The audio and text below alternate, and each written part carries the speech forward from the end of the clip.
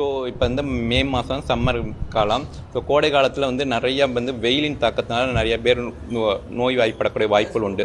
So அவர்களுக்காக நம்ம ஆஸ்பத்திரியில் வந்து பிரத்யேகமாக ஒரு 8 பெட் உள்ள ஒரு வார்டும், ஹீட் ஸ்ட்ரோக் வார்டு அப்படின்னும், அதே மாதிரி 4 ஐசியூ தீவிர சிகிச்சை வார்டு பெட்டும் உள்ள 4 பெட்டும் உள்ளார் ரெட் ஜோன்கிற நுழையிற இடத்துலேயே அவங்கள உடனே எடுத்து இது பண்ணுறது காப்பாற்றுறதுக்காக ரெட் ஜோனில் 2 வார்டு, ஆல்மோஸ்ட் ஒரு 12 பெட் உள்ள வார்டு நம்ம க்ரியேட் பண்ணியிருக்கோம்.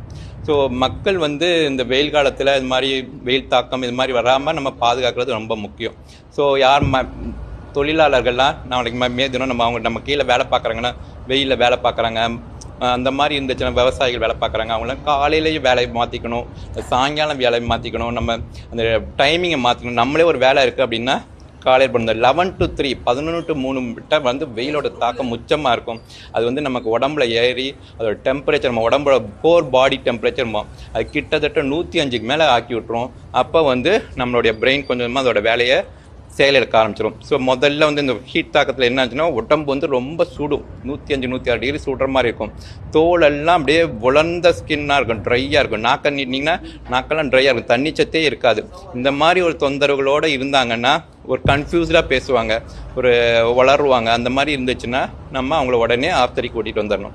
முதல்ல வந்து நம்ம முதலுதவியாக என்ன பண்ணணும் அப்படின்னு பார்த்தீங்கன்னா, இந்த மாதிரி ஒருத்தங்க மயக்கம் போட்டு விழுவுறாங்க, இது பண்ணுறாங்கன்னா கொஞ்சம் நேரம் அவங்க வந்தோடனே சுயநினைவு ஆகிறாங்களாம் பார்க்கணும். சரி, முதல்ல வந்து வெயில் தாக்கத்துலேருந்து கொஞ்சம் நிழலில் கொண்டு போயிடணும்.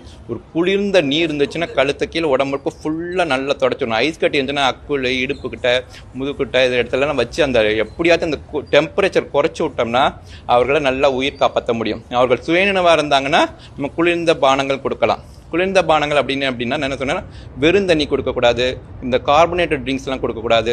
சர்க்கரை உப்பு கலந்த தண்ணி, ஒரு லெமன் ஜூஸ் இருந்துச்சுன்னா கொடுக்கலாம், லெமன் சர்க்கரை உப்பு கலந்த ஜூஸ் மாதிரி கொடுக்கலாம், இளநீர் கொடுக்கலாம், மோர் கொடுக்கலாம், லஸ்ஸி கொடுக்கலாம். இந்த மாதிரிலாம் கொடுத்தோம்னா அவங்களுக்கு கொஞ்சம் இதாக இருக்கும். சில்லுன்னு குறைஞ்சினா அந்த டெம்பரேச்சர் நல்லா குறையக்கூடிய வாய்ப்பு உண்டு. சுயநினைவு இல்லை, இது மாதிரி இல்லை, ஃபிட் அடிக்குது அப்படின்னா உடனே நம்ம அரசாங்க ஆஸ்பத்திரி கூட்டிகிட்டு வந்துடணும்.